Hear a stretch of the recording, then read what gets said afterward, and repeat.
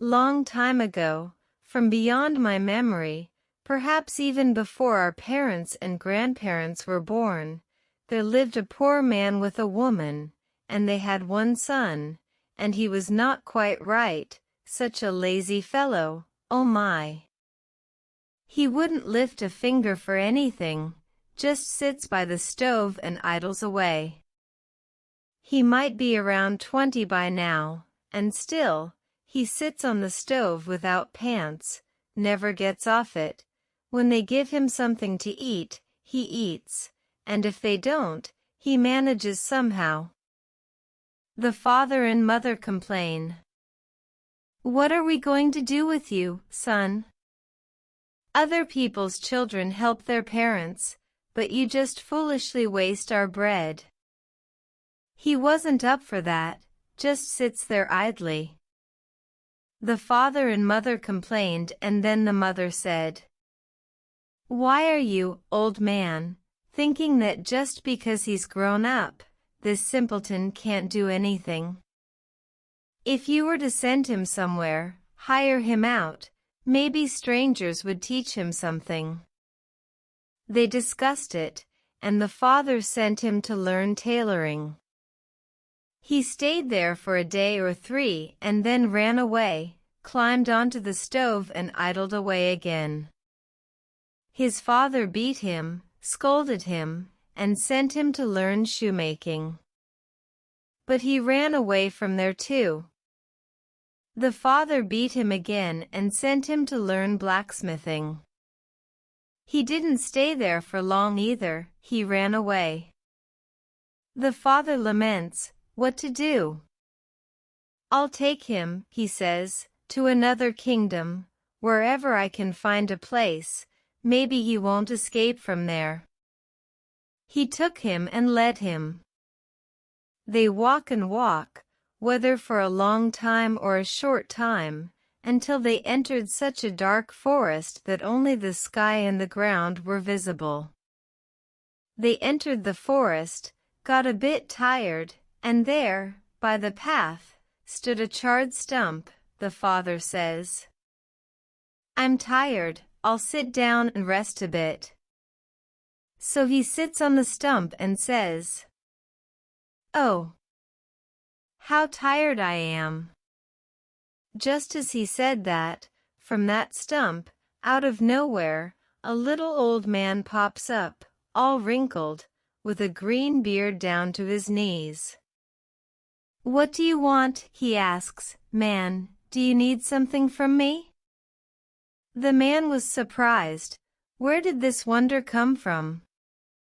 And he says to him, "Did I call you? Leave me alone." "You did call," the stranger says, "when you called." "Who are you?" the man asks. "I am the forest king. Oh." "Why did you call me?" says the stranger. "I didn't mean to call you," the man says. "No, you called, you said, 'Oh.'" "But I was just tired," the man says, and said, 'Oh.'" "Where are you going?" Oh asks. "To another kingdom," the man says. "I'm taking this child to hire, maybe other people will teach him sense. Because whenever I hire him at home, he runs away. I will hire him," Oh says, "with one condition. When a year passes and you come for him, if you recognize him, take him, and if you don't recognize him, he will serve me for another year." "Good," says the man. So they clapped hands, drank a mug of mead. The man went home, and Oh took the son with him. As Oh led him, he led him all the way to the other world, underground, and brought him to a green hut surrounded by reeds. In that hut, everything was green, the walls, the benches, Oh's wife, the children, everything, absolutely everything. And his maids, had dryads, as green as rue. Well, sit down, says my hired man, and have a bite. The dryads served him a dish, and the dish was green, he ate. Well, says go, my hired man, chop some firewood and bring it in. The hired man went. Whether he chopped or not, he lay down on the logs and fell asleep. Comes, and there he is, sleeping. He took him, ordered him to carry the firewood, placed the tied-up hired man on the logs, lit the fire. The hired man burned.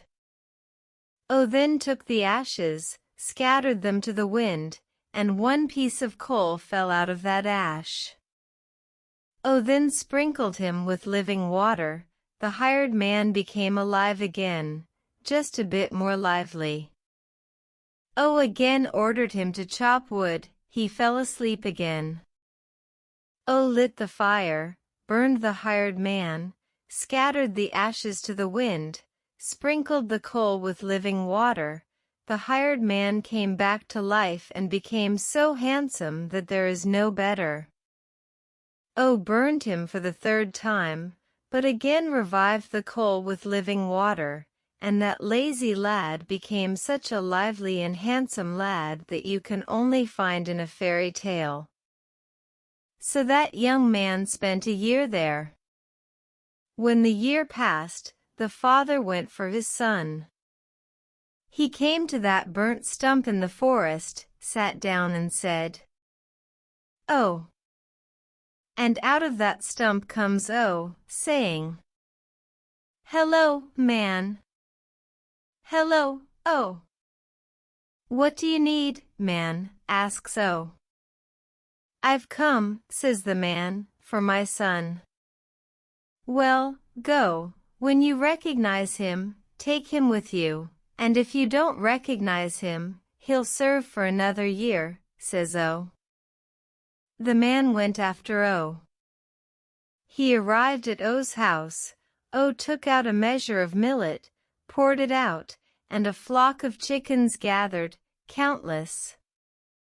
"Well, recognize," says "where's your son?" The man looked and looked, all the chickens were the same, one to one, he couldn't recognize. "Well," says go on, if you didn't recognize, your son will serve another year with me." The man went home, grieving. Then the second year comes. The man goes to again. He comes to the stump. He says. Comes out. "Go," he says, "recognize." He led him into the sheepfold, and there are sheep, all identical. The man tried to recognize, couldn't recognize. "Go home, then, if so, your son will live with me for another year," says The man went home, grumbling. The third year comes. The man goes to again. He goes and goes, and he meets an old man, all white like milk, and his clothes are white too. "Hello, man." "Good health, old man." "Where's God taking you?" "I'm going," he says, to rescue my son." "How exactly?" "Like this and like that," says the man. And he told the white old man how he had given his son to for hire and under what condition. Says the old man. "Badly, man, he will lead you for a long time."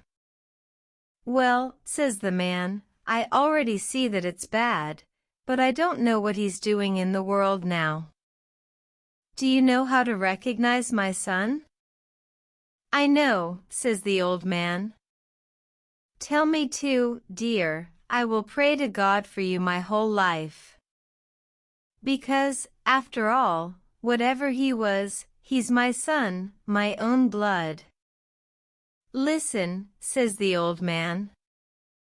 When you come to O, he will release doves for you, so don't take any dove, only take the one that won't eat and will sit under a pear tree nibbling on something. That's your son. The man thanked the old man and went. He came to the stump. Oh, he says. O comes out. Go, he says, recognize.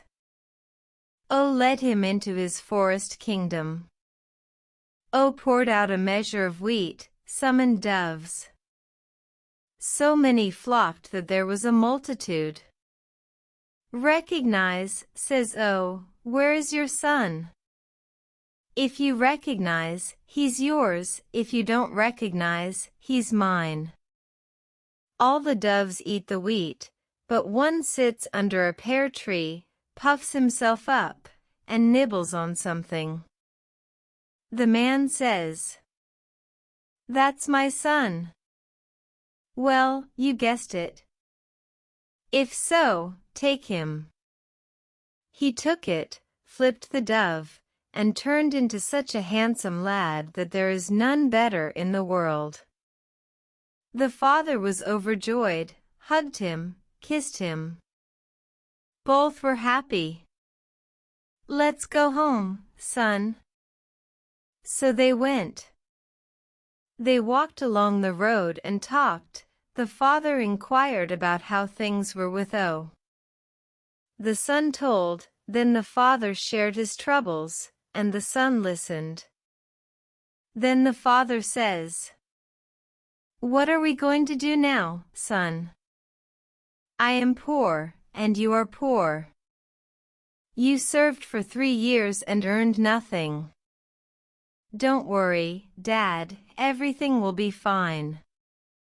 Look, he says, here the gentleman will hunt foxes, and I will turn into a hound and catch a fox. Then the gentleman will buy me from you, and you sell me for 300 pounds, just sell without a chain, and we'll have money. So they went on talking, and suddenly, at the edge of the forest, dogs started chasing a fox, chasing and chasing, but the fox wouldn't escape, and the hound wouldn't catch up. The son immediately turned into a hound, caught the fox, and held it. The gentleman came out of the forest. Is this your hound? Yes. Good hound. Sell it to us. Buy it. What do you want for it? 300 pounds without a chain. Why do we need your chain? We'll make it golden for him. 100. No. Well, take all the money, give us the hound. They counted the money, took the hound, let's go hunting. They released the hound again on the fox. When he chased the fox, he drove it deep into the forest, turned into a lad again, and came back to his father. So they walked, and the father says, What are we going to do with this money, son? Just start farming. Don't worry, Dad, everything will be fine. Here, he says, the gentleman will ride for quails with a falcon. I will turn into a falcon, they will buy me, and you sell me again for 300 pounds without a cap. And so they went through the field. The gentleman released the falcon on the quail. The falcon chased, and the quail ran. The falcon wouldn't catch up, and the quail wouldn't escape. The son turned into a falcon, immediately caught the quail, and held it. The gentleman saw. Is this your falcon? Yes. Sell it to us. Buy it. What do you want for it? If you give me 300 pounds, take the falcon, just without a cap. Why do we need your cap? We'll make it of brocade for him. For 100. No. Well, take all the money, give us the falcon. They haggled, sold it for 300 pounds. The gentleman released the falcon again after the quail, and as it chased the quail deep into the forest, it turned into a lad again and returned to his father. Well, now we've gotten a little richer, says the father. Wait, Dad, there's more to come. When we go through the fair, I'll turn into a horse, and you sell me, they'll give you 1,000 pounds, just sell without a bridle. Approaching the town, there's a fair. The son turned into a horse, such a horse, like a knight, and he started prancing terribly. The father led the horse by the bridle. There were merchants around, they were trading. 1,000, he says, without a bridle, take it. Why do we need this bridle? We'll make a silver gilded one for him. They offered 500. No. And a blind gypsy with one eye comes up. What's the price for your horse, man? 1,000 without a bridle. No way. Too expensive, man, take 500 with a bridle. No, not the bridle, says the father. Well, 600, take it. As soon as that gypsy started bargaining, once he started, the man didn't budge. Well, take it, father, just with a bridle. No, gypsy, the bridle is mine. Oh, good man. Where did you see horses being sold without a bridle? As you wish, but the bridle is mine, says the man. Well, father, I'll add 5 pounds for you, just with a bridle. The man thought, what's a bridle worth? Maybe 3 pounds, and the gypsy gives 5 pounds. He took it and gave it away. The man went home, taking the money, and the gypsy, on the horse and rode away. He was not the gypsy, he was turned into the gypsy. That horse carries and carries him above the trees, below the clouds.